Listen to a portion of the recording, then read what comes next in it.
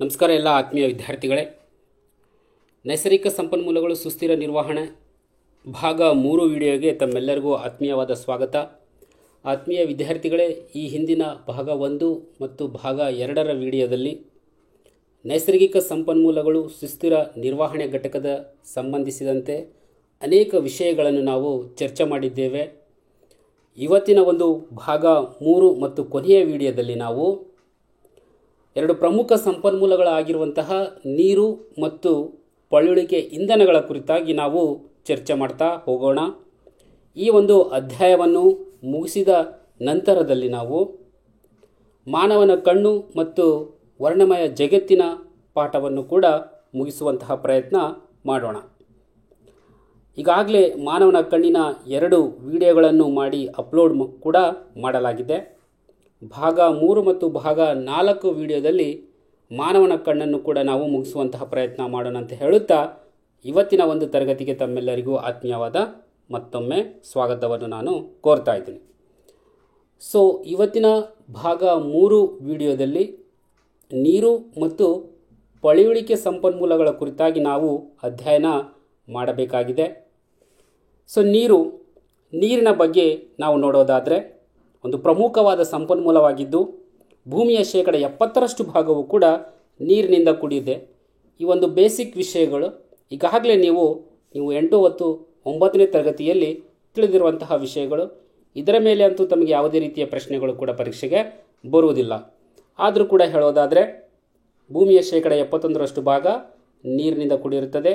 ಆ 71% ಭಾಗದಲ್ಲಿಂತಹ ನೀರು 97% ಸಾಗರ ಮತ್ತು ಸಮುದ್ರದಲ್ಲಿ ಇರ್ತದೆ. ಇನ್ನು ಉಳಿದಿರುವಂತಹ 2.4% ನೀರು ಧ್ರುವ ಪ್ರದೇಶದಲ್ಲಿ ಮತ್ತು 0.001% ನೀರು ವಾತಾವರಣದಲ್ಲಿ ಇರುತ್ತದೆ. ಹಾಗಾದರೆ ನಮ್ಮ ಉಪಯೋಗಕ್ಕೆ ಇರುವಂತಹ ನೀರು 1%ಗಿಂತಲೂ ಬಹಳ ಕಡಿಮೆ. ಆ ನೀರು ಎಲ್ಲಿದೆ? ಮತ್ತು ನದಿಗಳಲ್ಲಿ, ಸರೋವರಗಳಲ್ಲಿ, ಕೊಳಗಳಲ್ಲಿ, ಅಂತರ್ಜಲಗಳಲ್ಲಿ, ಜಲ ಸಂಗ್ರಹಗಳಲ್ಲಿ ಹಂಚಿಕೆಯಾಗಿರುತ್ತದೆ. ನಮ್ಮ ಉಪಯೋಗಕ್ಕೆ ಇರುವಂತಹ ನೀರು ಭೂಮಿಯ ಮೇಲೆ ಬಹಳಷ್ಟು ನೀರಿದೆ. ಆದರೆ ನಮ್ಮ ಉಪಯೋಗಕ್ಕೆ ಇರುವ ನೀರಿನ ಪ್ರಮಾಣ ಬಹಳ ಕಡಿಮೆ ಇದೆ. ಆ 1% ನೀರನ್ನೇ ನಾವು ನಮ್ಮ ಎಲ್ಲ ಕೆಲಸಗಳಿಗಾಗಿ ಬಳಸ್ಕೋಬೇಕು. ಅಂದರೆ ಕೃಷಿಗೆ, ಕುಡಿಯೋದಕ್ಕೆ, ದಿನನಿತ್ಯದ ಕೆಲಸಗಳಿಗಾಗಿ, ಎಲ್ಲ ಕೆಲಸಗಳಿಗೂ ಕೂಡ ನಾವು ಬಳಸ್ಕೋಬೇಕು. ಅಂದರೆ ನೀರು ಅನ್ನುವಂಥದ್ದು ಅತ್ಯಮೂಲ್ಯವಾದಂತಹ ಒಂದು ವಸ್ತು, ನಮಗೆ ಕಂಪಲ್ಸರಿ ಬೇಕಾಗಿರುವಂತಹ ಒಂದು ಸಂಪನ್ಮೂಲ. ಅದರ ಪ್ರಮಾಣ ಬಹಳಷ್ಟಿದೆ, ಆದರೆ ನಮಗೆ ಉಪಯೋಗಕ್ಕೆ ಇರುವಂಥದ್ದು ಪ್ರಮಾಣ ಬಹಳ ಕಡಿಮೆ ಇದೆ. ಈ ಒಂದು ವಿಷಯ ತಾವು ಚೆನ್ನಾಗಿ ತಿಳ್ಕೋಬೇಕು. ಯಾಕಂದರೆ ಸಮುದ್ರದ ನೀರು 97% ನೀರು ಸಮುದ್ರದಲ್ಲೇ ಇದೆ. ಆ ಸಮುದ್ರದ ನೀರು ಗಡಸು ನೀರು, ಉಪ್ಪು ನೀರಾಗಿರುತ್ತದೆ. ಆ ಉಪ್ಪು ನೀರನ್ನು ನಾವು ಯಾವುದೇ ಕೆಲಸಗಳಿಗೆ ಬಳಸೋದಕ್ಕೆ ಸಾಧ್ಯನೇ ಇಲ್ಲ. ಅಡಿಗೆ ಮಾಡೋದಕ್ಕೆ ಬರೋದಿಲ್ಲ, ಕುಡಿಯೋದಕ್ಕೆ ಬರೋದಿಲ್ಲ, ಬಟ್ಟೆ ತೊಳೆಯೋದಕ್ಕೆ ಬರೋದಿಲ್ಲ. ಈವನ್ ಕೈಗಾರಿಕೆಗಳಲ್ಲಿ ಕೂಡ ನಾವು ಅವುಗಳನ್ನು ಬಳಸೋದಕ್ಕೆ ಸಾಧ್ಯ ಇರುವುದಿಲ್ಲ. ಇನ್ನು ಧ್ರುವ ಪ್ರದೇಶದಲ್ಲಿ ನೀರು ಮಂಜುಗಡ್ಡೆ ರೂಪದಲ್ಲಿರುತ್ತೆ, ಅವುಗಳನ್ನು ಕೂಡ ಬಳಸೋದಕ್ಕೆ ಬರೋದಿಲ್ಲ. ನಮ್ಮ ಉಪಯೋಗಕ್ಕೆ ಇರುವ ನೀರಿನ ಪ್ರಮಾಣ ಬಹಳ ಕಡಿಮೆ ಇದೆ. ಹಾಗಾಗಿ ನಾವು ನೀರನ್ನು ಸರಿಯಾದ ಪ್ರಮಾಣದಲ್ಲಿ ಬಳಸಿ, ಅದನ್ನು ಉಳಿಸಿ, ಅದನ್ನು ನಾವು ನಿರ್ವಹಣೆ ಮಾಡಬೇಕಾದಂತಹ ಅನಿವಾರ್ಯತೆ ಇದೆ. ನೋಡೋಣ ಹಾಗಾದರೆ ನೀರಿನ ಬಗ್ಗೆ ಇನ್ನು ಮುಂದೆ. ನೋಡಿ, ನೀರಿನ ಉಪಯೋಗಗಳು ಬಹಳಷ್ಟಿದೆ. ಮುಖ್ಯವಾಗಿ ನಮಗೆ ನೀರು ಎದಕ್ಕೆ ಬೇಕು? ಕುಡಿಯೋದಕ್ಕೆ ಬೇಕು, ತೊಳೆಯೋದಕ್ಕೆ ಬೇಕು, ವ್ಯವಸಾಯಕ್ಕೆ ಬೇಕು, ಕೈಗಾರಿಕೆಗಳಿಗೆ ಬೇಕು, ಅಗ್ನಿಶಾಮಕಗಳಲ್ಲಿ ಬೇಕಾಗುತ್ತದೆ ಮತ್ತು ಮನೋ ಉಲ್ಲಾಸಕರ ಚಟುವಟಿಕೆಗಳಲ್ಲಿ ಕೂಡ ನಾವು ನೀರನ್ನು ಉಪಯೋಗಿಸ್ತಾ ಇರ್ತೀವಿ. ಇವೆಲ್ಲ ಬೇಸಿಕ್ಸ್. ನಿಮಗೆ ಪರೀಕ್ಷೆಗಂತೂ ಕೇಳೋದಿಲ್ಲ ನೀರಿನ ಉಪಯೋಗಗಳು ಬರೀರಿ ಅಂತ ಹೇಳಿ, ಆದರೂ ಕೂಡ ನೀವು ತಿಳ್ಕೋಬೇಕು. ಯಾಕಂದರೆ ನಾವು ನೀರಿನ ಬಗ್ಗೆ ಅಧ್ಯಯನ ಮಾಡ್ತಾ ಇದ್ದೀವಿ.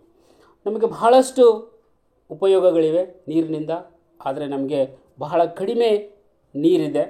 ಅಂತಹ ನೀರನ್ನು ಕೂಡ ನಾವು ಏನು ಮಾಡ್ತಾ ಇದ್ದೀವಿ ನೋಡ್ರಿ, ನಮಗೆ ಗೊತ್ತಿಲ್ಲದೆಯೋ ಗೊತ್ತಿದ್ದೋ ಪ್ರತ್ಯಕ್ಷವಾಗಿಯೋ ಪರೋಕ್ಷವಾಗಿಯೋ ನಾವು ನೀರನ್ನು ಬಹಳಷ್ಟು ಮಾಲಿನ್ಯ ಮಾಡ್ತಾ ಇದ್ದೀವಿ ಹಾಗೂ ಸರಿಯಾಗಿ ಬಳಸ್ತಾ ಇಲ್ಲ, ದುರುಪಯೋಗವನ್ನು ಮಾಡ್ಕೋತಾ ಇದ್ದೀವಿ. ಅದರಿಂದಾಗಲೇ ನಮಗೆ ನೀರಿನ ಕೊರತೆ ಉಂಟಾಗ್ತಾ ಇದೆ. ಅದರಿಂದಾಗಲೇ ನಮಗೆ ನೀರಿನ ಸಮಸ್ಯೆ ಉಂಟಾಗ್ತಾ ಇದೆ. ಕೊರತೆ ಮತ್ತು ಅತಿ ಬಳಕೆ ಹಾಗೂ ಅಸಮ ಹಂಚಿಕೆಗಳು ನೀರಿಗೆ ಸಂಬಂಧಿಸಿದ ಸಮಸ್ಯೆಗಳಾಗಿವೆ. ನೀರಿಗೆ ಇರುವಂಥ ಒಂದು ದೊಡ್ಡ ಸಮಸ್ಯೆ ಏನಪ್ಪ ಅಂದರೆ ಕೊರತೆ, ನೀರಿನ ಕೊರತೆ. ನೀರಿನ ಪ್ರಮಾಣ ಬಹಳ ಕಡಿಮೆ ಇದೆ. ಕಡಿಮೆ ಇದ್ರೂ ಕೂಡ ನಾವೇನು ಮಾಡ್ತಾ ಇದ್ವಿ, ಅತಿಯಾಗಿ ನೀರನ್ನು ಬಳಸ್ತಾ ಇದ್ದೀವಿ. ಹಾಗೂ ಅಸಮ ಹಂಚಿಕೆಗಳು, ಅಂದರೆ ಕೆಲವೊಂದು ಪ್ರದೇಶಕ್ಕೆ ಮಾತ್ರನೇ ನೀರು ಸರಬರಾಜು ಆಗ್ತಾ ಇರುವಂಥದ್ದು, ಕೆಲವೊಂದು ಪ್ರದೇಶದ ಜನರಿಗೆ ನೀರೇ ಇರುವುದಿಲ್ಲ. ಉದಾಹರಣೆಗೆ ಆಣೆಕಟ್ಟುಗಳ ಸಮೀಪದಲ್ಲಿರುವಂತಹ ಜನರಿಗೆ ನೀರಿನ ಲಭ್ಯತೆ ಬಹಳ ಹೆಚ್ಚಿರುತ್ತದೆ, ಮತ್ತು ಆಣೆಕಟ್ಟುಗಳಿಂದ ದೂರ ಇರುವಂತಹ ಜನರಿಗೆ ನೀರಿನ ಒಂದು ಲಭ್ಯತೆ, ನೀರು ಹಂಚಿಕೆ ಆಗೋದೇ ಇಲ್ಲ ಅವರಿಗೆ. ಈ ರೀತಿಯಲ್ಲಿ ಅಸಮ ಹಂಚಿಕೆಗಳು ಕಾಣ್ತಾ ಇರ್ತವೆ ನಮಗೆ ಅಲ್ಲಲ್ಲಿ. ಸೊ ಇವು ನೀರಿಗೆ ಇರುವಂಥ ಒಂದು ದೊಡ್ಡ ಸಮಸ್ಯೆಗಳಾಗಿವೆ. ಇನ್ನು ನೀರಿನ ಸಂರಕ್ಷಣೆಗೆ ಸಂಬಂಧಿಸಿದ ಪ್ರಯತ್ನಗಳನ್ನು ಹೆಚ್ಚಿಸಬೇಕಾದಂತಹ ಅವಶ್ಯಕತೆ ಇದೆ. ಹೌದು, ನೀರಿಗೆ ನಾವು ಸಂರಕ್ಷಣೆ ಮಾಡಬೇಕಾಗಿರುವಂತಹ ಪ್ರಯತ್ನಗಳನ್ನು ಹೆಚ್ಚಿಗೆ ಮಾಡಬೇಕಾದಂಥ ಅನಿವಾರ್ಯತೆ ಇದ್ದೇ ಇದೆ. ಯಾಕಂದರೆ ಈಗಲೇ ಹೇಳಿದೆ ನಾನು, ಭೂಮಿಯ ಮೇಲೆ ನೀರಿನ ಪ್ರಮಾಣ ಬಹಳ ಕಡಿಮೆ ಇದೆ. ಅಂದರೆ ನಮಗೆ ಉಪಯೋಗಕ್ಕೆ ಬರುವಂತಹ ನೀರಿನ ಪ್ರಮಾಣ ಬಹಳ ಕಡಿಮೆ ಇದೆ. ಹಾಗಾದರೆ ನಾವು ನೀರನ್ನು ಹೇಗೆ ಸಂಗ್ರಹಣ ಮಾಡಬೇಕು, ಹೇಗೆ ಅವುಗಳನ್ನು ನಾವು ನಿರ್ವಹಿಸಬೇಕು? ಎಲ್ಲರಿಗೆ ಮೊದಲನೇದಾಗಿ ಆಲೋಚನೆ ಬರುವುದೇನಪ್ಪ ಅಂದರೆ ಆಣೆಕಟ್ಟುಗಳನ್ನು ಕಟ್ಟುವುದು ಅಂತ ಅರ್ಥ. ಸೊ ಈ ಆಣೆಕಟ್ಟುಗಳನ್ನು ಕಟ್ಟುವುದರಿಂದ ನಮಗೆ ಏನೇನು ಉಪಯೋಗಗಳಿವೆ? ನೀರಿನ ಸಂಗ್ರಹಣೆ ಆಗುತ್ತದೆ. ನಾವು ನೀರನ್ನು ಬಹಳ ದೊಡ್ಡ ಪ್ರಮಾಣದಲ್ಲಿ ನಾವು ನೀರನ್ನು ಸಂಗ್ರಹಿಸಿ ಇಟ್ಕೋಬಹುದು. ಆ ನೀರನ್ನು ನಾವು ಕೃಷಿಗೆ ಮತ್ತು ಕುಡಿಯೋದಕ್ಕೆ ಕೂಡ ಬಳಸ್ಕೋಬಹುದು, ವಿದ್ಯುತ್ ಉತ್ಪಾದನೆಗೆ ಕೂಡ ಬಳಸ್ಕೋಬಹುದು, ಮತ್ತು ಆ ನೀರನ್ನು ಕಾಲುವೆಗಳ ಮೂಲಕ ತುಂಬ ದೂರದ ತನಕ ಸಾಗಿಸಬಹುದು ಕೂಡ. ಸೊ ಇದು ಆಣೆಕಟ್ಟುಗಳ ಒಂದು ಉಪಯೋಗಗಳಾಗ್ತವೆ. ಸೊ ಎಲ್ಲರೂ ಏನು ತಿಳ್ಕೊತಾರ, ಆಣೆಕಟ್ಟುಗಳನ್ನು ಕಟ್ಟುವುದರಿಂದ ಬರೀ ಉಪಯೋಗಗಳೇ ಆಗ್ತವಂತ ತಿಳ್ಕೊತಾರ? ಇಲ್ಲ. ಆಣೆಕಟ್ಟುಗಳನ್ನು ಕಟ್ಟುವುದರಿಂದ ಕೆಲವೊಂದು ಸಲ ಸಮಸ್ಯೆಗಳು ಕೂಡ ಬರ್ತವೆ. ಇದು ಪರೀಕ್ಷಾ ದೃಷ್ಟಿಯಿಂದ ಅತ್ಯಂತ ಇಂಪಾರ್ಟೆಂಟ್ ಆಗಿರುವಂತಹ ಒಂದು ಪ್ರಶ್ನೆ ಆಗಿದೆ. ಆಣೆಕಟ್ಟುಗಳನ್ನು ಕಟ್ಟುವುದರಿಂದ ಆಗುವಂತಹ ಸಮಸ್ಯೆಗಳು ಯಾವುವು ಅಂತ ಕೇಳ್ತಾ ಇರ್ತಾರೆ. ಅಲ್ಲಿ 3 ರೀತಿಯ ಸಮಸ್ಯೆಗಳಾಗ್ತಾ ಇರ್ತವೆ. ಒಂದನೇದು ಸಾಮಾಜಿಕ ಸಮಸ್ಯೆಗಳು, ಎರಡನೇದು ಆರ್ಥಿಕ ಸಮಸ್ಯೆಗಳು, ಮೂರನೇದು ಪರಿಸರದ ಸಮಸ್ಯೆಗಳು. ಏನಿದು ಸಾಮಾಜಿಕ ಸಮಸ್ಯೆಗಳು? ಫಸ್ಟಿಗೆ ನಾವು ನೋಡೋದಾದರೆ ನೋಡ್ರಿ, ಎಷ್ಟು ಅಂಕಕ್ಕೆ ಕೇಳಿದ್ದಾರೆ ಅನ್ನೋದು ಆಧಾರದ ಮೇಲೆ ನೀವು ಎಕ್ಸ್ಪ್ಲೇನ್ ಮಾಡಬೇಕಾಗುತ್ತದೆ. 1 ಅಂಕಕ್ಕೆ ಕೇಳಿದರೆ ಅಥವಾ 2 ಅಂಕಕ್ಕೆ ಕೇಳಿದರೆ ಡೈರೆಕ್ಟಾಗಿ ನೀವು ಸಾಮಾಜಿಕ ಸಮಸ್ಯೆಗಳು, ಆರ್ಥಿಕ ಸಮಸ್ಯೆಗಳು, ಪರಿಸರದ ಸಮಸ್ಯೆಗಳಂತ ಬರೀಬೋದು. ಸ್ವಲ್ಪ 3 ಅಂಕಕ್ಕೆ ಕೇಳಿದಾಗ ಅದನ್ನು ನಾವು ಎಕ್ಸ್ಪ್ಲೇನ್ ಮಾಡಿ ಬರೀಬೇಕಾಗುತ್ತದೆ. ಸಾಮಾಜಿಕ ಸಮಸ್ಯೆಗಳಂದರೆ ಏನು, ಅದು ಹೇಗೆ ಬರುತ್ತದೆ, ಆರ್ಥಿಕ ಸಮಸ್ಯೆಗಳಂದರೆ ಏನು, ಅದು ಯಾವ ರೀತಿಯಲ್ಲಿ ಇರುತ್ತದೆ, ಪರಿಸರದ ಸಮಸ್ಯೆಗಳಂದರೆ ಏನು, ಆ ರೀತಿಯಲ್ಲಿ ನಾವು ಸ್ವಲ್ಪ ಎಕ್ಸ್ಪ್ಲೇನ್ ಮಾಡಬೇಕಾಗುತ್ತದೆ. ನೆನ್ಪಿಟ್ಕೋಬೇಕು. ಏನು ಸಾಮಾಜಿಕ ಸಮಸ್ಯೆಗಳಂತಂದರೆ, ಸೊ ಆಣೆಕಟ್ಟುಗಳನ್ನು ಕಟ್ಟಬೇಕಪ್ಪ ಅಂದರೆ ಸಾಕಷ್ಟು ದೊಡ್ಡ ಪ್ರಮಾಣದಲ್ಲಿ ಅಲ್ಲಿ ಸ್ಥಳದ ಅವಶ್ಯಕತೆ ಬೇಕಾಗುತ್ತದೆ. ಸೊ ಬೇಕಾದಾಗ ಏನು ಮಾಡಬೇಕಾಗ್ತದಪ್ಪ ಅಂದರೆ ಅಲ್ಲಿರುವಂತಹ ರೈತರನ್ನು, ಬುಡಕಟ್ಟು ಜನರನ್ನು ಅಲ್ಲಿಂದ ನಾವು ಅವರನ್ನು ಸ್ಥಳಾಂತರಿಸಬೇಕಾಗುತ್ತದೆ. ಅವರು ತಮ್ಮ ಮನೆ, ಮಠ, ತಮ್ಮ ಒಂದು ಭೂಮಿ, ಕೃಷಿ ಭೂಮಿ ಎಲ್ಲವನ್ನು ಬಿಟ್ಟು ಬೇರೆ ಕಡೆ ಅವರನ್ನು ಸ್ಥಳಾಂತರಿಸಬೇಕಾಗುತ್ತದೆ. ಯಾಕಂದರೆ ದೊಡ್ಡ ಪ್ರಮಾಣದಲ್ಲಿ ನಮಗೆ ಜಾಗದ ಅವಶ್ಯಕತೆ ಇರುತ್ತದೆ. ನಾವು ದೊಡ್ಡ ಪ್ರಮಾಣದಲ್ಲಿ ಅಲ್ಲಿ ನೀರನ್ನು ಸಂಗ್ರಹಿಸಿ ಇಡ್ತೀವಿ. ಸೊ ಅಲ್ಲೇನಾದರೂ ಅನಾಹುತಗಳಾಯಿತು ಅಂತಂದರೆ ಅವರಿಗೆಲ್ಲ ಸಮಸ್ಯೆ ಆಗ್ಬೋದು ಅನ್ನೋ ಉದ್ದೇಶಕ್ಕಾಗಿ ನಮಗೆ ಎಷ್ಟು ಸ್ಥಳದ ಅವಶ್ಯಕತೆ ಬೇಕೋ ಅದಕ್ಕಿಂತಲೂ ಹೆಚ್ಚಿನ ಒಂದು ಸ್ಥಳವನ್ನು ನಾವು, ಅಲ್ಲಿರುವಂಥ ಜನರನ್ನು ನಾವು ಬೇರೆ ಕಡೆ ಸ್ಥಳಾಂತರಿಸಬೇಕಾಗುತ್ತದೆ. ಹಾಗಾಗಿ ಬಹಳಷ್ಟು ಜನರನ್ನು ನಾವು, ರೈತರನ್ನು, ಬುಡಕಟ್ಟು ಜನರನ್ನು ಅಲ್ಲಿಂದ ನಾವು ಸ್ಥಳಾಂತರಿಸಬೇಕಪ್ಪ ಅಂದರೆ ಅವರಿಗೆ ನಾವು ಪರಿಹಾರವನ್ನು ಕೊಡಬೇಕಾಗುತ್ತದೆ. ಆದರೆ ಕೆಲವೊಂದು ಜನರಿಗೆ ಆ ಒಂದು ಪರಿಹಾರವನ್ನು ಸರಿಯಾದ ಪ್ರಮಾಣದಲ್ಲಿ ಕೊಡೋದಕ್ಕೆ ಆಗುವುದೇ ಇಲ್ಲ. ಉದಾಹರಣೆಗೆ ನೋಡ್ರಿ, 1970ರಲ್ಲಿ ತವಾ ಅಣೆಕಟ್ಟು ಅಂತ ಕಟ್ಟಿದ್ದಾರಂತ. ಅದರ ಪರಿಹಾರ ಇನ್ನೂ ಕೂಡ ಅಲ್ಲಿನ ಒಂದು ರೈತರಿಗೆ, ಅಲ್ಲಿನ ಒಂದು ಜನರಿಗೆ ಇನ್ನೂ ಕೂಡ ಸಿಕ್ಕೇ ಇಲ್ಲ. ಸೊ ಈ ರೀತಿಯಲ್ಲಿ ಸಾಮಾಜಿಕ ಸಮಸ್ಯೆಗಳು ಉದ್ಭವ ಆಗುವಂತಹ ಒಂದು ಅವಕಾಶಗಳಿರುತ್ತವೆ ಯಾವಾಗ ಅಣೆಕಟ್ಟುಗಳನ್ನು ಕಟ್ಟುವುದರಿಂದ. ಇದು ಒಂದು ಸಾಮಾಜಿಕ ಸಮಸ್ಯೆ ಅಂತಂದರೆ ಈ ರೀತಿಯಲ್ಲಿ. ಇನ್ನು ಆರ್ಥಿಕ ಸಮಸ್ಯೆಗಳಂತಂದರೆ ನೋಡಿರಿ, ಅಣೆಕಟ್ಟು ಕಟ್ಟುವುದಂದರೆ ಒಂದು ಸಣ್ಣ ವಿಷಯ ಅಲ್ಲ. ಬಹಳಷ್ಟು ದೊಡ್ಡ ಪ್ರಮಾಣದಲ್ಲಿ ಇದಕ್ಕೆ ಹಣ ಬೇಕಾಗುತ್ತದೆ. ಆ ಹಣ ಯಾರು ಕೊಡ್ತಾರ? ಸರ್ಕಾರ. ಸರ್ಕಾರ ಎಲ್ಲಿಂದ ಕೊಡುತ್ತದೆ? ಅದು ಸಾರ್ವಜನಿಕರ ಹಣನೇ ಆಗಿರುತ್ತದೆ. ಬಹಳ ಜಾಸ್ತಿ ಪ್ರಮಾಣದಲ್ಲಿ, ದೊಡ್ಡ ಪ್ರಮಾಣದಲ್ಲಿ ಸಾವಿರಾರು ಕೋಟಿಯಷ್ಟು ಹಣ ಬೇಕಾಗುತ್ತದೆ. ಇದು ಒಂದು ಸಮಸ್ಯೆ. ಇನ್ನು ಮೂರನೇದು ಪರಿಸರದ ಸಮಸ್ಯೆಗಳು. ಸೊ ಅಣೆಕಟ್ಟುಗಳನ್ನು ಕಟ್ಟುವುದ್ರಾಗ ಅಲ್ಲಿ ಸಾಕಷ್ಟು ಪ್ರಮಾಣದಲ್ಲಿ ನೀರು ನಿಲ್ಲುವುದರಿಂದ ಆ ನೀರಿನಲ್ಲಿ ಸಾಕಷ್ಟು ಪ್ರಮಾಣದಲ್ಲಿ ಎಲ್ಲ ಸಸ್ಯಗಳು, ಅಲ್ಲಿರುವಂತಹ ಎಲ್ಲ ಪರಿಸರ ಎಲ್ಲವೂ ಕೂಡ ಜಲಾವೃತವಾಗ್ತದೆ. ಸೊ ಆಗುವುದರಿಂದ ಏನಾಗುತ್ತದೆ, ಅಲ್ಲಿ ಸಾಕಷ್ಟು ಜೀವಿಗಳು ತಮ್ಮ ಆವಾಸ ಸ್ಥಾನವನ್ನು ಕಳೆದುಕೊಳ್ತವೆ. ಕೆಲವೊಂದು ಜೀವಿಗಳ ಅವುಗಳ ಒಂದು ನಾಶ ಆಗುವಂಥ ಅವಕಾಶ ಕೂಡ ಇರ್ತದೆ.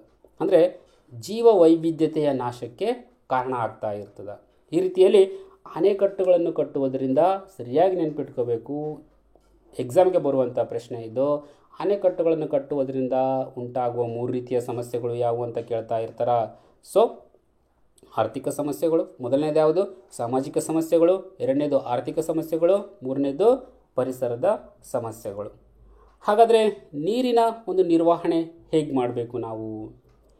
ನೀರಿನ ನಿರ್ವಹಣೆ ಅಥವಾ ಜಲಾನಯನ ಪ್ರದೇಶದ ನಿರ್ವಹಣೆಯ ಉಪಯೋಗಗಳು, ಅಂದರೆ ನೀರಿನ ನಿರ್ವಹಣೆ ಮಾಡುವುದರಿಂದ ಏನು ಉಪಯೋಗಗಳು? ನೀರಿನ ನಿರ್ವಹಣೆ ಮಾಡಿದರೆ ನಮಗೆ ವರ್ಷ ಪೂರ್ತಿ ನಮಗೆ ನೀರು ಸಿಗ್ತಾ ಹೋಗುತ್ತದೆ. ಕುಡಿಯುವ ನೀರಿಗೆ ಸಮಸ್ಯೆ ಆಗುವುದಿಲ್ಲ. ಜನರ ಉತ್ಪಾದನಾ ಮತ್ತು ಆದಾಯದಲ್ಲಿ ಹೆಚ್ಚಳ ಆಗ್ತದೆ. ಯಾಕಂದರೆ ನೀರಿದ್ರೇ ವ್ಯವಸಾಯ ಇದ್ರೇ ಅವರಿಗೆ ಆದಾಯ. ಹಾಗಾಗಿ ನೀರು ಬೇಕು. ಇನ್ನು ಬರಗಾಲವನ್ನು ಮತ್ತು ಪ್ರವಾಹವನ್ನು ಸಹ ತಗ್ಗಿಸುವುದು. ಅಂದರೆ ನಾವು ನೀರನ್ನು ಸರಿಯಾಗಿ ನಿರ್ವಹಣೆ ಮಾಡಿದ್ದೇ ಆದಲ್ಲಿ ಸೊ ಬರಗಾಲ ಅಂತೂ ಬರೋದಿಲ್ಲ. ನೀರಿದ್ದರೆ ಬೆಳೆ ಇರ್ತದಲ್ಲ, ಬರಗಾಲ ಬರೋಕ್ಕೆ ಸಾಧ್ಯನೇ ಇಲ್ಲ. ಇನ್ನು ಪ್ರವಾಹಗಳು, ನಾವು ಆ ಮಳೆಗಾಲದಲ್ಲಿ ಏನು ನೀರು ಹರಿದು ಹೋಗ್ತಿರುವಂತಹ ಅವುಗಳ ದಿಕ್ಕು ಅವುಗಳನ್ನು ಬದಲಾವಣೆ ಮಾಡಿ ಸರಿಯಾದ ಪ್ರಮಾಣದಲ್ಲಿ ನಾವು ಮಳೆ ನೀರನ್ನು ಸಂಗ್ರಹಿಸಿದರೆ ಅಲ್ಲೆಲ್ಲ ಪ್ರವಾಹ ಕೂಡ ಆಗದೇ ಇರುವಂತಹ ಒಂದು ಅವಕಾಶ ಇರುತ್ತದೆ. ಹಾಗಾಗಿ ನೀರಿನ ನಿರ್ವಹಣೆ ನಮಗೆ ತುಂಬ ಉಪಯುಕ್ತವಾದಂಥದ್ದು. ಇದರಿಂದ ಬಹಳಷ್ಟು ಉಪಯೋಗಗಳಿವೆ. ಇನ್ನು ಜೀವ ವೈವಿಧ್ಯತೆಯನ್ನು ಕೂಡ ಅದು ಹೆಚ್ಚಿಸುತ್ತದೆ. ಈ 5 ಉಪಯೋಗಗಳಾವ, ನೆನ್ಪಿಟ್ಕೋಬೇಕು. ಪರೀಕ್ಷಾ ದೃಷ್ಟಿಯಿಂದ ಕೂಡ ಇದು ಇಂಪಾರ್ಟೆಂಟೇ. ನೀರಿನ ನಿರ್ವಹಣೆ ಮಾಡುವುದರಿಂದ ಆಗುವ ಉಪಯೋಗಗಳು ಏನು ಅಂತ ಕೇಳ್ತಾ ಇರ್ತಾರೆ. ಒಂದು 4 ಆದರೂ ತಾವು ಕನಿಷ್ಠ ನೆನ್ಪಿಟ್ಕೋಬೇಕು. ಹಾಗಾದರೆ ಹೇಗೆ ಮಾಡಬೇಕು ಅಂತಂದರೆ 2 ವಿಧಾನಗಳವ. ಒಂದು ಅಣೆಕಟ್ಟುಗಳನ್ನು ಕಟ್ಟುವುದು, ಈಗಾಗಲೇ ಅದರ ಬಗ್ಗೆ ನಾವು ಡಿಸ್ಕಸ್ ಮಾಡಿದ್ದೇವೆ. ಇನ್ನು ಎರಡನೇದು ನೀರಿನ ಕೊಯ್ಲು ವಿಧಾನದ ಮೂಲಕ. ಅಣೆಕಟ್ಟು ಕಟ್ಟುವುದು ಅಂತಂದರೆ ಇದು ಸರ್ಕಾರದ ಕೆಲಸ, ಸರ್ಕಾರದ ಅಧೀನದಲ್ಲಿ ಬರುವಂಥದ್ದು, ಸಾವಿರಾರು ಕೋಟಿಗಳು ಬೇಕಾಗಿರುವಂಥದ್ದು. ಸೊ ಅಣೆಕಟ್ಟು ಕಟ್ಟುವುದರಿಂದ ಮೆರಿಟ್ಸ್ ಇದೆ, ಡಿಮೆರಿಟ್ಸ್ ಕೂಡ ಇದೆ, ಅದು ಕೂಡ ನಾವು ಚರ್ಚೆ ಮಾಡಿದ್ವಿ. ಸೊ ಇದು ನೀರಿನ ಕೊಯ್ಲು ವಿಧಾನದ ಮೂಲಕ ಕೂಡ ನಾವು ನೀರನ್ನು ನಿರ್ವಹಣೆ ಮಾಡ್ಬೋದು. ಹೇಗೆ ಅಂದರೆ ಸ್ಥಳೀಯವಾಗಿ ಸ್ಥಳೀಯ ಜನರೇ ತಾವೇ ಮಾಡ್ಕೋಬಹುದಾದಂತಹ ಒಂದು ವಿಧಾನ. ಆ ವಿಧಾನದ ಮೂಲಕ ಅವರು ನೀರನ್ನು ನಿರ್ವಹಣೆ ಮಾಡ್ಬೋದು. ಸೊ ಮಾಡಿದರೆ ಅವರಿಗೆ ವರ್ಷ ಪೂರ್ತಿ ನೀರು ಸಿಗ್ತಾ ಹೋಗುತ್ತದೆ, ವ್ಯವಸಾಯಕ್ಕಾಗಿರ್ಬೋದು, ಕುಡಿಯೋದಕ್ಕೆ ಆಗಿರ್ಬೋದು. ಸೊ ಏನದು ಹೇಗೆ ಮಾಡ್ತಾರೆ ನೀರಿನ ಕೊಯ್ಲು ವಿಧಾನ ಅಂತಂದರೆ, ನೀರನ್ನು ಸಂಗ್ರಹಿಸಿ ಉಳಿತಾಯ ಮಾಡುವ ಸಾಂಪ್ರದಾಯಿಕ ದೇಶೀಯ ವಿಧಾನಗಳನ್ನು ನೀರಿನ ಕೊಯ್ಲು ಅಂಥೇಳಿ ನಾವು ಕರೆಯುತ್ತೇವೆ. ಅಂದರೆ ಸ್ಥಳೀಯವಾಗಿ ಸಾಂಪ್ರದಾಯಿಕವಾಗಿ ಆ ನೀರನ್ನು ಉಳಿತಾಯ ಮಾಡುವಂತಹ ವಿಧಾನಗಳನ್ನು ನಾವು ನೀರಿನ ಕೊಯ್ಲು ಅಂಥೇಳಿ ನಾವು ಕರೆಯುತ್ತೇವೆ. ಅಂದರೆ ಹಿಂದಿನ ಬಹಳಷ್ಟು ಹಿಂದಿನ ವರ್ಷಗಳು ಹಿಂದಿನ ಜನರು ಏನು ಮಾಡ್ತಾಯಿದ್ರು, ಏನು ಮೊದಲೇ ಅಣೆಕಟ್ಟುಗಳನ್ನು ಕಟ್ತಾ ಇದ್ರ ಒಂದು 100-200 ವರ್ಷ 300 ವರ್ಷದ ಹಿಂದೆ ನಮ್ಮ ಹಿರಿಯರು, ನಮ್ಮ ಪೂರ್ವಜರು. ಆ ಒಂದು ಸಮಯದಲ್ಲಿ ಅಣೆಕಟ್ಟುಗಳು ಅಷ್ಟೊಂದು ಡೆವಲಪ್ ಆಗಿರಲಿಲ್ಲ. ಅವರು ಸ್ಥಳೀಯವಾಗಿ ಸಾಂಪ್ರದಾಯಿಕವಾಗಿ ತಮ್ಮದೇ ಆದಂತಹ ಕೆಲವೊಂದು ವಿಧಾನಗಳ ಮೂಲಕ ಮಳೆ ನೀರನ್ನು ಅವರು ಸಂಗ್ರಹಿಸಿಟ್ಕೊಳ್ತಾ ಇದ್ದರು. ಅದೇ ಮಳೆ ನೀರನ್ನು ಅವರು ವರ್ಷ ಪೂರ್ತಿ ತಮ್ಮ ಒಂದು ವ್ಯವಸಾಯಕ್ಕಾಗಿರ್ಬೋದು, ತಮ್ಮ ಮನೆಗೆ ಉಪಯೋಗಕ್ಕಾಗಿರ್ಬೋದು ಆ ನೀರನ್ನು ಅವರು ಬಳಸ್ತಾ ಇದ್ದರು. ಈ ರೀತಿಯಲ್ಲಿ ನಾವು ಸಾಂಪ್ರದಾಯಿಕ ವಿಧಾನಗಳ ಮೂಲಕ ಕೂಡ ನೀರನ್ನು ನಿರ್ವಹಣೆ ಮಾಡ್ಬೋದು. ಉದಾಹರಣೆಗೆ ಸಣ್ಣ ಹೊಂಡಗಳು, ಕೆರೆಗಳು, ಮೇಲ್ಛಾವಣಿ ನೀರನ್ನು ಸಂಗ್ರಹಿಸುವುದು ಇತ್ಯಾದಿ. ಸೊ ಬಹಳಷ್ಟು ಜನರು ಈ ಹಿಂದೆ ನಮ್ಮ ಪೂರ್ವಜರು ಮಾಡ್ತಾಯಿದ್ರು. ಈಗಲೂ ಕೂಡ ಕೆಲವೊಂದು ಕಡೆ ಈ ನೀರಿನ ಕೊಯ್ಲು ವಿಧಾನಗಳು ಚಾಲ್ತಿಯಲ್ಲಿ ಕೂಡ ಇವೆ. ಉದಾಹರಣೆಗೆ ನೋಡ್ರಿ, ಇದು ಒಂದು ಇಂಪಾರ್ಟೆಂಟ್ ನಿಮಗೆ ಪರೀಕ್ಷಾ ದೃಷ್ಟಿಯಿಂದ. ಏನು, ಯಾವ್ಯಾವ ರಾಜ್ಯಗಳಲ್ಲಿ ನೀರಿನ ಕೊಯ್ಲು ವಿಧಾನಗಳಿವೆ ಮತ್ತು ಆ ನೀರಿನ ಕೊಯ್ಲು ವಿಧಾನದ ಹೆಸರುಗಳನ್ನು ಕೇಳ್ತಾ ಇರ್ತಾರೆ. ಉದಾಹರಣೆಗೆ ನೋಡ್ರಿ, ರಾಜಸ್ಥಾನದಲ್ಲಿ ಖಾದೀನ್ಗಳು ಮತ್ತು ಕೆರೆಗಳು ಮತ್ತು ನಾದಿಸ್ಗಳು ಅಂಥೇಳಿ ಈ ಕೆಳಗಡೆ ಚಿತ್ರದಲ್ಲಿ ನೋಡ್ತಾ ಇರ್ಬೋದು. ಇದು ಖಾದೀನ್ದು ಚಿತ್ರ. ಇದು ರಾಜಸ್ಥಾನದಲ್ಲಿ ಮಾಡ್ತಾ ಇರ್ತಾರೆ ಹೆಚ್ಚಾಗಿ. ಈ ರೀತಿಯಲ್ಲಿ ನೀರನ್ನು ಸೇವ್ ಮಾಡ್ತಾ ಇರ್ತಾರೆ, ಅವರು ಉಳಿತಾಯ ಮಾಡ್ತಾ ಇರ್ತಾರೆ, ನೀರನ್ನು ಸಂಗ್ರಹಿಸಿ ಇಟ್ಕೊಳ್ತಾ ಇರ್ತಾರೆ. ಯಾವಾಗ ಮಳೆ ಬೀಳ್ತದೋ ಆ ಮಳೆ ನೀರಿಗೆ, ಅಂದರೆ ಮೇಲ್ಮಟ್ಟದಿಂದ ನೀರು ಕೆಳಗಡೆ ಹರಿದು ಬರೋದಂಥ ಸಂದರ್ಭದಲ್ಲಿ ಅದಕ್ಕೆ ಅಡ್ಡಲಾಗಿ ಕೆಲವೊಂದು ಕಲ್ಲುಗಳ ಸಹಾಯದಿಂದ ತಡೆಗೋಡೆಗಳನ್ನು ಕಟ್ಟಿ ಅಲ್ಲಿ ನೀರು ನಿಲ್ಲುವ ಹಾಗೆ ಮಾಡ್ತಾಯಿದ್ರು. ಸುಮ್ಮನೆ ನೀರನ್ನು ಸಮುದ್ರಕ್ಕೆ, ಸಾಗರಗಳಿಗೆ ಹರಿದು ಹೋಗೋದಕ್ಕೆ ಬಿಡ್ತಾ ಇರಲಿಲ್ಲ ಹಿಂದಿನ ಕಾಲದ ಜನರು. ಅವುಗಳನ್ನು ಅಲ್ಲೇ ಸಂಗ್ರಹಿಸಿ ಇಟ್ಕೊಳ್ತಾ ಇದ್ದರು, ಅವುಗಳನ್ನು ಬಳಸ್ತಾ ಇದ್ದರು. ಹೀಗೆ ನೀರನ್ನು ನಿಲ್ಲಿಸೋದ್ರಿಂದ ಏನಾಗುತ್ತದೆ, ಆ ನೀರೆಲ್ಲ ಭೂಮಿಯ ಒಳಗಡೆ ಇಂಗಿ ಹೋಗ್ತದೆ. ಸೊ ಅಲ್ಲಿ ಪಕ್ಕದಲ್ಲಿ ಅದರ ಹಿಂದೆ ಇರುವಂತಹ ಬಾವಿಗಳು ಕೂಡ ತುಂಬುತ್ತವೆ ನೀರಿಂದ. ಯಾಕಂದರೆ ಭೂಮಿಯ ಒಳಗಡೆ ನೀರು ಇಂಗಬೇಕು. ಇಂಗುವುದರಿಂದ ಸುತ್ತಮುತ್ತಲು ಇರುವಂತಹ ಬಾವಿಗಳಲ್ಲಿ ನೀರು ಉಕ್ಕುತ್ತದೆ, ನೀರು ಬರುತ್ತೆ. ಸೊ ಈ ರೀತಿಯಲ್ಲಿ ಸುಲಭವಾಗಿ ಅವರು ನೀರನ್ನು ಸಂಗ್ರಹಿಸಿಟ್ಟುಕೊಳ್ತಾ ಇದ್ದರು. ಅದೇ ನೀರನ್ನು ಅವರು ಬಳಸ್ತಾ ಇದ್ದರು ಕೂಡ. ಅವರು ರಾಜಸ್ಥಾನದಲ್ಲಿ ಖಾದೀನ್ಗಳಂತ ಹೇಳಿ ಕರಿತೀವಿ, ಮತ್ತು ನಾದಿಸ್ಗಳು, ಪಕ್ಕದಲ್ಲಿ ಇನ್ನೊಂದು ಚಿತ್ರ ಕೂಡ ನೋಡ್ಬೋದು, ನಾದಿಸ್ ಅಂಥೇಳಿ. ಅಂಡರ್ಗ್ರೌಂಡ್ನಲ್ಲಿ ಅಂದರೆ ಭೂಮಿಯ ಒಳಭಾಗದಲ್ಲಿ ಅವರು ವಾಟರ್ ಟ್ಯಾಂಕ್ ಥರ ಮಾಡಿಕೊಂಡು ಮಳೆ ನೀರನ್ನು ಸಂಗ್ರಹಿಸಿಟ್ಕೊಳ್ತಾ ಇದ್ದರು. ಇಲ್ಲಿ ಕೆಳಗಡೆ ನೀವು ನೋಡ್ತಾ ಇರಬಹುದು, ರೌಂಡ್ ಮಾಡಿದ್ವಲ್ಲ ಇಲ್ಲಿ ಕೆಂಪು ಬಣ್ಣದಲ್ಲಿ, ಅದರ ಮೂಲಕ ಮಳೆ ನೀರೆಲ್ಲ ಒಳಗಡೆ ಹೋಗಿ ಸಂಗ್ರಹ ಆಗ್ತಾ ಇತ್ತು ಆ ತೆಗ್ಗಿನಲ್ಲಿ. ಅವ್ರು ಪೂರ್ತಿ ಮೇಲೆ ಕ್ಲೋಸ್ ಮಾಡಿದ್ದಾರೆ, ಅವರು ಚೆತ್ತ ಹಾಕಿದಂಗೆ ಹಾಕಿ ಕ್ಲೋಸ್ ಮಾಡಿದ್ದಾರೆ. ಇಲ್ಲಿ ಮೇಲ್ಗಡೆ ಮತ್ತೊಂದು ಇಲ್ಲಿ ಬಾಣದ ಗುರುತು ತಾವು ನೋಡ್ತಾ ಇರ್ಬೋದು, ಅಲ್ಲಿಂದ ಅವರು ತಮಗೆಷ್ಟು ಬೇಕೋ ಅಷ್ಟು ನೀರನ್ನು ಅವರು ತೊಗೋತಾ ಇದ್ರು ಮೇಲಿಂದ ಒಂದು ಬಕೆಟ್ ಸಹಾಯದಿಂದ. ಅಂಡರ್ಗ್ರೌಂಡಲ್ಲಿ ವಾಟರನ್ನು ಸ್ಟೋರೇಜ್ ಮಾಡ್ತಾಯಿದ್ರು.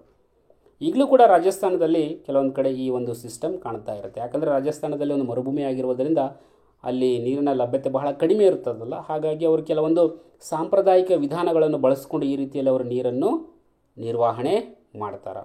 ಇನ್ನು ಮಹಾರಾಷ್ಟ್ರದಲ್ಲಿ ಬಾಂದಾರುಗಳು ಮತ್ತು ಥಾಲುಗಳು ಅಂತೇಳಿ, ಕೆಳಗಿನ ಎರಡು ಚಿತ್ರಗಳು ಬಾಂದಾರ್ ಮತ್ತು ಥಾಲುಗಳಿಗೆ ಉದಾಹರಣೆ. ಅಂದರೆ ಪರೀಕ್ಷೆಯಲ್ಲಿ ಯಾವ ರೀತಿಯಲ್ಲಿ ಪ್ರಶ್ನೆಗಳು ಬರ್ಬೋದಪ್ಪ ಅಂದರೆ ಬಹು ಆಯ್ಕೆಯಲ್ಲಿ ಕೇಳ್ಬೋದು ನಿಮಗೆ. ಖಾದಿನ್ ಎನ್ನುವಂತಹ ನೀರು ಕೊಯ್ಲು ವಿಧಾನವನ್ನು ಯಾವ ರಾಜ್ಯದಲ್ಲಿ ಬಳಸುತ್ತಾರೆ, ಬಾಂದಾರ್ ಮತ್ತು ಥಾಲುಗಳು ಇದು ಯಾವ ರಾಜ್ಯದ ಒಂದು ನೀರಿನ ನಿರ್ವಹಣೆಯ ವಿಧಾನವಾಗಿದೆ, ಈ ರೀತಿಯಲ್ಲಿ ಕೇಳ್ತಾ ಇರ್ತಾರೆ. ಹಾಗಾಗಿ ನೆನಪಿಟ್ಕೋಬೇಕಾಗುತ್ತದೆ. ಆಮೇಲೆ ಮಧ್ಯಪ್ರದೇಶದಲ್ಲಿ ಬೂಂದೀಸ್ಗಳು, ಬೂಂದೀಸ್ ಚಿತ್ರ ಕೂಡ ತಾವು ಇಲ್ಲಿ ನೋಡ್ಬೋದು. ಮಧ್ಯಪ್ರದೇಶದಲ್ಲಿ ಬೂಂದೀಸ್ಗಳಂತ ಹೇಳಿ ಕರಿತೀವಿ ನಾವು. ಯಾವ ರೀತಿಯಲ್ಲಿ ಒಂದು ನೀರನ್ನು ಸಂಗ್ರಹಿಸಿಟ್ಕೊಂಡಿದ್ದಾರೆ ನೋಡ್ರಿ ಅವರು. ಆಮೇಲೆ ಉತ್ತರ ಪ್ರದೇಶದಲ್ಲಿ ಕೂಡ ಬೂಂದೀಸ್ಗಳು ಅಂತ ಕರೀತಾರೆ. ಆ ಒಂದು ನೀರಿನ ನಿರ್ವಹಣೆಯ ವಿಧಾನಕ್ಕೆ ಇರುವಂಥ ಹೆಸರಷ್ಟೇ. ಆಮೇಲೆ ಬಿಹಾರದಲ್ಲಿ ಅಹರ್ಗಳು ಮತ್ತು ಪೈನುಗಳು ಅನ್ನುವಂಥದ್ದು ಚಿತ್ರ ತಾವು ನೋಡ್ತಾ ಇರ್ಬೋದು ಕೆಳಗಡೆ. ಅದು ಕೂಡ ಬಿಹಾರದಲ್ಲಿ ಮಾಡುವಂತಹ ಮಳೆ ನೀರು ಅಂದರೆ ನೀರು ಕೊಯ್ಲು ವಿಧಾನದ ಒಂದು ಹೆಸರು. ಹಿಮಾಚಲ ಪ್ರದೇಶದಲ್ಲಿ ಕುಲ್ಸ್ಗಳು ಕೂಡ ಒಂದು ಉದಾಹರಣೆಯಾಗಿದೆ. ಆಮೇಲೆ ಜಮ್ಮು ಕಾಶ್ಮೀರಿನಲ್ಲಿ ಕೊಳಗಳು, ತಮಿಳುನಾಡಿನಲ್ಲಿ ಎರೆಗಳು ಅಥವಾ ಕೆರೆಗಳು, ಇನ್ನು ಕೇರಳದಲ್ಲಿ ಸುರಂಗಗಳು, ಕರ್ನಾಟಕದಲ್ಲಿ ಕಟ್ಟಗಳು. ಇವೆಲ್ಲವೂ ಕೂಡ ಏನಾಗಿವೆ, ನೀರು ಕೊಯ್ಲು ವಿಧಾನಗಳಾಗಿವೆ. ನೀರಿನ ಕೊಯ್ಲು ವಿಧಾನಗಳಾಗಿವೆ. ಅವುಗಳಿಗೆ ಇರುವಂತಹ ಹೆಸರುಗಳು ಇವಾಗಿವೆ. ಆಯಾ ರಾಜ್ಯದ್ದು ಯಾವ್ಯಾವ ವಿಧಾನಗಳಾವ ಆ ವಿಧಾನದ ಹೆಸರನ್ನು ತಾವು ಸರಿಯಾಗಿ ನೆನಪಿಟ್ಕೋಬೇಕಾಗುತ್ತದೆ. ನೀರಿನ ಕೊಯ್ಲು ಮಾಡೋದರಿಂದ ಏನು ಉಪಯೋಗ ಅದ? ಸೊ ನೀರಿನ ಕೊಯ್ಲು ವಿಧಾನ ಮಾಡೋದು ಇದು ಸಾಂಪ್ರದಾಯಿಕವಾಗಿ ಸ್ಥಳೀಯವಾಗಿ ಜನರೇ ಮಾಡುವಂತಹ ಒಂದು ನೀರಿನ ನಿರ್ವಹಣೆಯ ವಿಧಾನಗಳಾಗಿವೆ. ಇದರಿಂದ ನಮಗೇನು ಉಪಯೋಗ ಇದೆ? ನಂಬರ್ 1, ಯಾವುದೇ ರೀತಿಯ ಸಾಮಾಜಿಕ, ಆರ್ಥಿಕ ಮತ್ತು ಪರಿಸರ ಸಮಸ್ಯೆಗಳು ಆಗುವುದೇ ಇಲ್ಲ. ಅಂದರೆ ಅಣೆಕಟ್ಟು ಕಟ್ಟುವುದರಿಂದ ಏನು ಸಮಸ್ಯೆಗಳಾಗ್ತಾ ಇದ್ವಲ್ಲ, ಈ ನೀರಿನ ಕೊಯ್ಲು ವಿಧಾನದಿಂದ ಆ ಎಲ್ಲ ಸಮಸ್ಯೆಗಳು ಆಗೋದೇ ಇಲ್ಲ. ಎರಡನೇದು, ಪ್ರಯೋಜನಗಳು ಸ್ಥಳೀಯವಾಗಿರ್ತವೆ. ಫಾರ್ ಎಕ್ಸಾಂಪಲ್, ಎಲ್ಲೋ ಒಂದು ಕಡೆ ಯಾವುದೋ ಒಂದು ನದಿಗೆ ನಾವು ಅಣೆಕಟ್ಟು ಕಟ್ಟಿದಾಗ ಅಲ್ಲಿರುವಂಥ ಜನರಿಗೆ, ಆ ಸ್ಥಳದಲ್ಲಿರುವಂಥ ಜನರಿಗೆ ಮಾತ್ರನೇ ಬಹಳ ಉಪಯೋಗ ಆಗುತ್ತೆ. ಅದು ಬಹಳ ದೂರದಲ್ಲಿರುವಂತಹ ಯಾವುದೋ ಒಂದು ಹಳ್ಳಿಯ ಜನರಿಗೆ ಉಪಯೋಗಕ್ಕೆ ಬರೋದಿಲ್ಲ ಅದು ಅಣೆಕಟ್ಟು. ಆದರೆ ನೀರಿನ ಕೊಯ್ಲು ವಿಧಾನದ ಮೂಲಕ ನಾವೇನು ನೀರನ್ನು ನಾವು ಸಂಗ್ರಹಿಸಿ ಇಡ್ತೀವಲ್ಲ, ನಿರ್ವಹಣೆ ಮಾಡ್ತೀವಲ್ಲ, ಇದರಿಂದ ಪ್ರಯೋಜನಗಳು ಅಲ್ಲಿರುವಂಥ ಜನರಿಗೇ ಸಿಗ್ತವೆ. ಇನ್ನು ಮೂರನೇದು, ನೀರಿನ ದುರ್ಬಳಕೆ ಆಗೋದಿಲ್ಲ ಮತ್ತು ದುರುಪಯೋಗಗಳು ಕೂಡ ಇಲ್ಲಿ ಕಡಿಮೆ. ನಾಲ್ಕನೇದು, ಅಂತರ್ಜಲದ ಮಟ್ಟವನ್ನು ಹೆಚ್ಚಿಸ್ತವೆ. ಇದು ಮುಖ್ಯವಾಗಿ ಕೆರೆ ಬಾವಿಗಳಿಗೆ ಮರುಜೀವ ಬರ್ತದೆ. ಪಕ್ಕದಲ್ಲಿರುವಂತಹ ನದಿ ಬಾವಿಗಳು ಮತ್ತೆ ತುಂಬ್ತವೆ. ಯಾಕಂದರೆ ನೀರೆಲ್ಲ ಭೂಮಿಯ ಒಳಗಡೆ ಹೋಗ್ತದೆ, ಈಗಲೇ ನಾವು ಹೇಳಿದ್ವಲ್ಲ. ಸೊ ಈ ರೀತಿಯಲ್ಲಿ ನೆಕ್ಸ್ಟ್ ಇಷ್ಟು ನೀರಿನ ಬಗ್ಗೆ ಆಯಿತು. ಸೊ ನಾವು ನೀರನ್ನು ಯಾಕೆ ನಿರ್ವಹಣೆ ಮಾಡಬೇಕು, ಹೇಗೆ ನಿರ್ವಹಣೆ ಮಾಡಬೇಕು ಅಂದರೆ ಅಣೆಕಟ್ಟುಗಳ ಸಹಾಯದಿಂದ ಮತ್ತು ನೀರಿನ ಕೊಯ್ಲು ವಿಧಾನಗಳ ಮೂಲಕ ನಾವು ನಿರ್ವಹಣೆ ಮಾಡಬೇಕಂತ ತಿಳ್ಕೊಂಡಿದ್ವಿ. ಸೊ ಮಾಡೋದ್ರಿಂದ ಏನೆಲ್ಲ ಉಪಯೋಗಗಳಿವೆ, ಹೇಗೆ ಮಾಡಬೇಕಂತೇಳಿ ನೀರಿನ ಬಗ್ಗೆ ನಾವು ಒಂದು ಸ್ವಲ್ಪ ಡಿಸ್ಕಸ್ ಮಾಡಿದ್ದೇವೆ. ಈಗ ಕೊನೆಯದಾಗಿ ಇನ್ನೊಂದು 5 ನಿಮಿಷದಲ್ಲಿ ಈ ಒಂದು ಅಧ್ಯಾಯ ಮುಗಿದೋಗುತ್ತದೆ. ಇನ್ನು ಪಳೆಯುಳಿಕೆ ಇಂಧನಗಳು ಅಥವಾ ಕಲ್ಲಿದ್ದಲುಗಳ ಬಗ್ಗೆ ಕೂಡ ನಾವು ಇವತ್ತು ತಿಳ್ಕೋಬೇಕು. ಏನಿದು, ಇದರ ಬಗ್ಗೆ ಇಂಪಾರ್ಟೆಂಟ್ ಒಂದು ಅಂಶಗಳನ್ನು ನಾವು ಚರ್ಚೆ ಮಾಡ್ತಾ ಹೋಗೋಣ. ಶಕ್ತಿಯ ಬಹುಮುಖ್ಯ ಸಂಪನ್ಮೂಲಗಳಾಗಿವೆ. ಹೌದು, ನಾವು ಇವತ್ತು ಬಳಸ್ತಾ ಇರುವಂತಹ ಶಕ್ತಿಯಲ್ಲಿ ಅತ್ಯಂತ ಹೆಚ್ಚಿನ ಪ್ರಮಾಣದಲ್ಲಿ ಶಕ್ತಿಯನ್ನು ನಾವು ಈ ಪಳೆಯುಳಿಕೆಗಳಿಂದಲೇ ಈ ಅಂದರೆ ಪಳೆಯುಳಿಕೆ ಇಂಧನಗಳಂದರೆ ಒಂದೇ, ಕಲ್ಲಿದ್ದಲು ಮತ್ತು ಪೆಟ್ರೋಲಿಯಂ ಉತ್ಪನ್ನಗಳಂದರೂ ಕೂಡ ಒಂದೇ. ಅವುಗಳನ್ನೇ ನಾವು ಜಾಸ್ತಿ ಬಳಸ್ತಾ ಇದ್ವಿ, ಹೌದಾ. ನೆಕ್ಸ್ಟು ಜೈವಿಕ ರಾಶಿಯ ವಿಘಟನೆಯಿಂದ ಲಕ್ಷಾಂತರ ವರ್ಷಗಳ ಹಿಂದೆಯೇ ರೂಪುಗೊಂಡಿವೆ. ಈ ಕಲ್ಲಿದ್ದಲಾಗಿರ್ಬೋದು, ಈ ಪೆಟ್ರೋಲಿಯಂ ಆಗಿರ್ಬೋದು, ಇವು ಎಲ್ಲಿ ಸಿಗ್ತಾವೆ? ಭೂಮಿಯ ಒಳಗಡೆ. ಹೇಗೆ ಸಿಗ್ತಾವೆ? ಲಕ್ಷಾಂತರ ವರ್ಷಗಳ ಹಿಂದೆ ಇರುವಂತಹ ಪ್ರಾಣಿಗಳು, ಸಸ್ಯಗಳೆಲ್ಲವೂ ಕೂಡ ಅವುಗಳು ಸತ್ತು ಹೋಗಿ ಭೂಮಿಯ ಆಳಕ್ಕೆ ಹೋಗಿ ಅಲ್ಲಿ ರಾಸಾಯನಿಕ ಕ್ರಿಯೆಗಳಿಗೆ ಒಳಗಾಗಿಯೇ ಅವು ಕಲ್ಲಿದ್ದಲು ಮತ್ತು ಪೆಟ್ರೋಲಿಯಂ ಆಗಿ ಪರಿವರ್ತನೆ ಆಗಿವೆ. ಇವು ನವೀಕರಣಗೊಳ್ಳದ ಸಂಪನ್ಮೂಲಗಳಾಗಿವೆ. ಹೌದು, ಒಂದು ಸಲ ಮುಗಿದು ಹೋಯ್ತಂದರೆ ಮತ್ತೆ ಸಿಗೋದೇ ಇಲ್ಲ. ಯಾವುದು? ಕಲ್ಲಿದ್ದಲು ಮತ್ತು ಪೆಟ್ರೋಲಿಯಂ. ನಾಲ್ಕನೇದು, ಪೆಟ್ರೋಲಿಯಂ ಉತ್ಪನ್ನಗಳು ಮುಂದಿನ 40 ವರ್ಷಗಳ ನಂತರ ಮತ್ತು ಕಲ್ಲಿದ್ದಲು ಸಂಪನ್ಮೂಲಗಳು ಮುಂದಿನ 200 ವರ್ಷಗಳ ನಂತರ ಖಾಲಿ ಆಗ್ತಾವ. ತುಂಬ ಇಂಪಾರ್ಟೆಂಟ್ ವಿಷಯ, ನೆನ್ಪಿಟ್ಕೋಬೇಕು. ಪೆಟ್ರೋಲೇ ಸಿಗಲ್ಲ ಯಾವಾಗ? ಇನ್ನು ಮುಂದಿನ 40 ವರ್ಷಗಳ ನಂತರದಲ್ಲಿ. 40 ವರ್ಷ ಆದಮೇಲೆ ಪೆಟ್ರೋಲ್ ಸಿಗಲ್ಲ. ನಮ್ಮ ಗಾಡಿಗಳು, ನಮ್ಮ ಬೈಕ್ಸ್, ಕಾರ್ ಮುಂದಕ್ಕೆ ಹೋಗೋದೇ ಇಲ್ಲ ಪೆಟ್ರೋಲಿಂದ. ಪೆಟ್ರೋಲ್ಗೆ ಪರ್ಯಾಯವಾಗಿ ನಾವು ನೋಡಬೇಕಾಗುತ್ತದೆ ಇನ್ನು ಮುಂದೆ. ಮತ್ತು ಕಲ್ಲಿದ್ದಲು ಕೂಡ ಅಷ್ಟೇ, ಇನ್ನು 200 ವರ್ಷಗಳ ನಂತರ ಅದು ಕೂಡ ಖಾಲಿ ಆಗ್ತದ. ಪಳೆಯುಳಿಕೆ ಇಂಧನಗಳ ನಿರ್ವಹಣೆ ಏಕೆ ಮಾಡಬೇಕು? ಯಾಕಂದರೆ ಅವು ಮುಗಿದು ಹೋಗ್ತಾವೆ. ಸರಿಯಾಗಿ ನಿರ್ವಹಣೆ ಮಾಡಿದರೆ 40 ವರ್ಷದಲ್ಲಿ ಮುಗಿ ಹೋಗುವಂಥದ್ದು ನಾವು 80 ವರ್ಷಕ್ಕೆ ಅದನ್ನು ಮುಂದಕ್ಕೆ ಹಾಕಬೇಕು. ಈಗ ಒಬ್ಬ ವ್ಯಕ್ತಿ, ಫಾರ್ ಎಕ್ಸಾಂಪಲ್, ಯಾವುದೇ ಒಬ್ಬ ವ್ಯಕ್ತಿ 20 ವರ್ಷಕ್ಕೆ ಸಾಯ್ತಾ ಇದ್ದಾನೆ ಅಂದರೆ ಏನೋ ಅನಾರೋಗ್ಯಕ್ಕೆ ಒಳಗಾಗಿದ್ದಾನೆ, ಯಾವುದೇ ಒಂದು ರೋಗ ಬಂದಿದೆ, 20 ವರ್ಷಕ್ಕೆ ಸಾಯ್ತಾನೆ ಅಂತ ಡಾಕ್ಟರ್ ಹೇಳಿದರೆ, ಅಥವಾ 5 ವರ್ಷದಲ್ಲಿ ಸಾಯ್ತಾನೆ ಅಂತ ಹೇಳಿದರೆ, ಅವನು ಸರಿಯಾಗಿ ತನ್ನ ಆರೋಗ್ಯವನ್ನು ನಿರ್ವಹಣೆ ಮಾಡಿದರೆ, ಒಳ್ಳೆಯ ಆಹಾರ, ವ್ಯಾಯಾಮ, ಯೋಗ ಇವೆಲ್ಲವನ್ನು ಮಾಡಿಕೊಂಡು 5 ವರ್ಷದಲ್ಲಿ ಸಾಯುವಂಥ ವ್ಯಕ್ತಿ 10 ವರ್ಷಕ್ಕೆ ಕೂಡ ಸಾಯಬಹುದಲ್ಲ, ಸರಿಯಾಗಿ ಅದನ್ನು ನಿರ್ವಹಣೆ ಮಾಡಿದರೆ ಅವನ ಆರೋಗ್ಯವನ್ನು. ಆ ರೀತಿಯಲ್ಲಿ ನಾವು ಈ ಪೆಟ್ರೋಲಿಯಂ ಉತ್ಪನ್ನಗಳನ್ನು ಕೂಡ ಸರಿಯಾಗಿ ನಿರ್ವಹಣೆ ಮಾಡಿದರೆ 40 ವರ್ಷಗಳಲ್ಲಿ ಖಾಲಿಯಾಗುವಂಥ ಪೆಟ್ರೋಲನ್ನು ನಾವು 80 ವರ್ಷದಲ್ಲಿ ಕೂಡ ಖಾಲಿಯಾಗುವಂತೆ ಮಾಡಬಹುದು. ಅದಕ್ಕಾಗಿಯೇ ನಾವು ಈ ಇಂಧನಗಳನ್ನು ನಿರ್ವಹಣೆ ಮಾಡಬೇಕು. ಶಕ್ತಿಯ ಬಹುಮುಖ್ಯ ಸಂಪನ್ಮೂಲಗಳಾಗಿವೆ, ಹಾಗಾಗಿ ನಿರ್ವಹಣೆ ಮಾಡಬೇಕು. 4ನೇ ಪಾಯಿಂಟ್, ಇವುಗಳ ಅತಿಯಾದ ಬಳಕೆಯಿಂದ ಮಾಲಿನ್ಯಕಾರಕಗಳು ವಾಯು ಮಾಲಿನ್ಯ, ಹಸಿರುಮನೆ ಪರಿಣಾಮ, ಜಾಗತಿಕ ತಾಪದ ಏರಿಕೆ, ಆಮ್ಲ ಮಳೆ ಹೀಗೆ ಇನ್ನಿತರ ಪರಿಸರದ ಮಾಲಿನ್ಯಗಳನ್ನು ಉಂಟು ಮಾಡ್ತಾ ಇದೆ. ಈ ಪಳೆಯುಳಿಕೆ ಇಂಧನಗಳು ತುಂಬ ವಿಚಿತ್ರವಾದದ್ದು. ಯಾಕೆ? ಪಳೆಯುಳಿಕೆ ಇಂಧನಗಳು ನವೀಕರಣಗೊಳ್ಳದ ಸಂಪನ್ಮೂಲ, ಅವು ಮುಗ್ದೇ ಹೋಗ್ತವೆ. ಬಟ್ ಅವುಗಳನ್ನು ನಾವು ಬಹಳ ಹೆಚ್ಚಾಗಿ ಬಳಸ್ತಾನೇ ಇದ್ದೀವಿ. ಬಳಸಲೇಬೇಕಾದಂಥ ಅನಿವಾರ್ಯತೆ ಕೂಡ ಇದೆ. ಅದಕ್ಕೆ ಪರ್ಯಾಯವಾಗಿ ಇನ್ನೂ ಅಷ್ಟು ಅಭಿವೃದ್ಧಿ ಆಗಿಲ್ಲ. ಇವುಗಳನ್ನು ನಾವು ಎಷ್ಟು ಬಳಸ್ತೀವೋ ಅಷ್ಟು ಬಳಸೋದ್ರಿಂದ ಪರಿಸರ ಮಾಲಿನ್ಯ ಕೂಡ ಆಗ್ತಾ ಇರ್ತದೆ. ಎಷ್ಟು ಹೆಚ್ಚು ನಾವು ಬಳಸ್ತೀವೋ ಪಳೆಯುಳಿಕೆ ಇಂಧನಗಳನ್ನು, ಅಂದರೆ ಪೆಟ್ರೋಲ್, ಡೀಸೆಲ್, ಕಲ್ಲಿದ್ದಲು ಇವುಗಳನ್ನು ಬಳಸಿದಾಗ ಬಿಡುಗಡೆಯಾಗುವಂತಹ ಹೊಗೆಯಲ್ಲಿ ಇರುವಂತಹ ಮಾಲಿನ್ಯಕಾರಕಗಳು ವಾಯು ಮಾಲಿನ್ಯ ಮಾಡುತ್ತದೆ, ಹಸಿರುಮನೆ ಪರಿಣಾಮ ಮಾಡುತ್ತದೆ. ಹಸಿರುಮನೆ ಪರಿಣಾಮ ಅಂದರೆ ಮುಖ್ಯವಾಗಿ ಭೂಮಿಯ ತಾಪ ಹೆಚ್ಚಿಗಾಗುವಂಥದ್ದು, ಜಾಗತಿಕ ತಾಪದ ಏರಿಕೆ ಅಂದರೆ ಭೂಮಿಯ ತಾಪ ಹೆಚ್ಚಿಗೆ ಆಗುವಂಥದ್ದು, ಆಮ್ಲ ಮಳೆ ಬರುವಂಥದ್ದು, ಹೀಗೆ ಇನ್ನಿತರ ಪರಿಸರ ಮಾಲಿನ್ಯಗಳು ಕೂಡ ಆಗ್ತಾ ಇರ್ತದೆ. ಸೊ ನಿರ್ವಹಣೆ ಮಾಡಲೇಬೇಕು. ಹಾಗಾದರೆ ನಿರ್ವಹಣೆ ಹೇಗೆ ಮಾಡಬೇಕು? ನಾವು ಪರ್ಯಾಯ ಶಕ್ತಿಯ ಆಕಾರಗಳನ್ನು ಬಳಸುವುದು. ಅಂದರೆ ಪೆಟ್ರೋಲ್ ಬಳಸುವ ಬದಲು ನಾವು ವಿದ್ಯುತ್ತಿನಿಂದ ವಾಹನಗಳನ್ನು ಚಲಿಸುವಂತೆ ವಾಹನಗಳು ಬಂದಿವೆ. ಈಗ ಪೆಟ್ರೋಲ್ಗೆ ಪರ್ಯಾಯವಾಗಿ ನಾವು ಏನೆಲ್ಲ ಇಂಧನಗಳನ್ನು ಬಳಸ್ಕೊಳ್ಬಹುದೋ ಸಾಧ್ಯವಿದೆಯೋ ಆ ಇಂಧನಗಳನ್ನು ಬಳಸಿಕೊಂಡು ನಾವು ವಾಹನಗಳನ್ನು ಚಲಾಯಿಸ್ಬೋದು. ಅಂದರೆ ಇಲ್ಲಿ ಸೌರಶಕ್ತಿಯಿಂದ ಆಗಿರ್ಬೋದು ಅಥವಾ ವಿದ್ಯುತ್ ಶಕ್ತಿಯಿಂದ ಆಗಿರ್ಬೋದು, ಅಂತಹ ವಾಹನಗಳನ್ನು ನಾವು ಬಳಸ್ಕೋಬೋದು. ಒಟ್ಟು ಪರ್ಯಾಯ ಶಕ್ತಿಗಳನ್ನು ಹುಡ್ಕೋಬೇಕು. ಅಂದರೆ ಉಷ್ಣ ಶಕ್ತಿ, ಗಾಳಿ ಶಕ್ತಿ, ಸೌರಶಕ್ತಿ, ಈ ರೀತಿಯ ಪರ್ಯಾಯ ಶಕ್ತಿಗಳನ್ನು ನಾವು ಬಳಸ್ಕೊಂಡ್ರೆ ಏನಾಗುತ್ತೆಪ್ಪ ಅಂದರೆ ಇವುಗಳ ಉಳಿಕೆ ಆಗುತ್ತವೆ, ನಿರ್ವಹಣೆ ಆಗುತ್ತದೆ. ಈಗ ನಾವು ವಿದ್ಯುತ್ತನ್ನು ಕಲ್ಲಿದ್ದಲಿಂದ ಕೂಡ ಪಡೆಯಬಹುದು, ವಿದ್ಯುತ್ತನ್ನು ಗಾಳಿ ಶಕ್ತಿಯಿಂದ ಕೂಡ ಪಡೆಯಬಹುದು, ಸೌರಶಕ್ತಿಯಿಂದ ಪಡೆಯಬಹುದು. ಕಲ್ಲಿದ್ದಲನ್ನು ಪಡೆಯುವ ಬದಲು ಗಾಳಿ ಶಕ್ತಿಯಿಂದ ಸೌರಶಕ್ತಿಯಿಂದ ನಾವು ವಿದ್ಯುತ್ ಶಕ್ತಿ ಪಡೆದರೆ ಅಲ್ಲಿ ಕಲ್ಲಿದ್ದಲಿನ ಉಳಿತಾಯ ಆಗುತ್ತದೆ. ಹಾಗಾಗಿ ಪರ್ಯಾಯ ಶಕ್ತಿಯ ಆಕಾರಗಳನ್ನು ನಾವು ಬಳಸಬೇಕು. ಇನ್ನು ಹೆಚ್ಚಾಗಿ ನಾವು ಸಾರ್ವಜನಿಕ ಸಾರಿಗೆಯನ್ನು ಬಳಸಬೇಕು. ಅನಾವಶ್ಯಕವಾಗಿ ನಾವು ನಮ್ಮದೇ ಆದಂಥ ವಾಹನಗಳನ್ನು, ಒಂದು ಮನೆಯಲ್ಲಿ 5 ಜನ ಇದ್ದರೆ 5 ಜನ ಬೈಕ್ಗಳು ತೊಗೊಂಡು ಹೋಗೋ ಬದಲು 5 ಕಾರುಗಳನ್ನು ಒಯ್ಯೋ ಬದಲು ಸಾರ್ವಜನಿಕ ಸಾರಿಗೆಯನ್ನು ಬಳಸಿದರೆ ತುಂಬ ಉತ್ತಮ ಆಗುತ್ತದೆ. ಅಥವಾ ಎಲ್ಲರೂ ಸೇರಿಕೊಂಡು ಒಂದೇ ವಾಹನದಲ್ಲಿ ಹೋಗುವಂಥ ಕೆಲಸ ಮಾಡಿದರೆ ಉತ್ತಮವಾಗುತ್ತದೆ. ಅನವಶ್ಯಕವಾಗಿ ನಾವು ಪೆಟ್ರೋಲ್ ಡೀಸೆಲ್ ಇಂಧನಗಳನ್ನೆಲ್ಲ ಬಳಸಿ ಅವುಗಳನ್ನು ಖಾಲಿ ಮಾಡೋಕ್ಕೆ ಹೋಗಬಾರ್ದು. ಸಾರ್ವಜನಿಕ ಸಾರಿಗೆ ಅಂದರೆ ಬಸ್ಗಳಲ್ಲಿ, ಟ್ರೈನ್ಗಳಲ್ಲಿ, ಮೆಟ್ರೋಗಳಲ್ಲಿ ಹೋಗುವುದರಿಂದ ಉಳಿತಾಯ ಆಗುತ್ತದೆ. ಕಡಿಮೆ ದೂರ ಹೋಗುವಂಥ ಸ್ಥಳಗಳಿಗೆ ನಾವು ಸೈಕಲ್ಗಳನ್ನು ಬಳಸ್ಕೋಬೋದಲ್ಲ.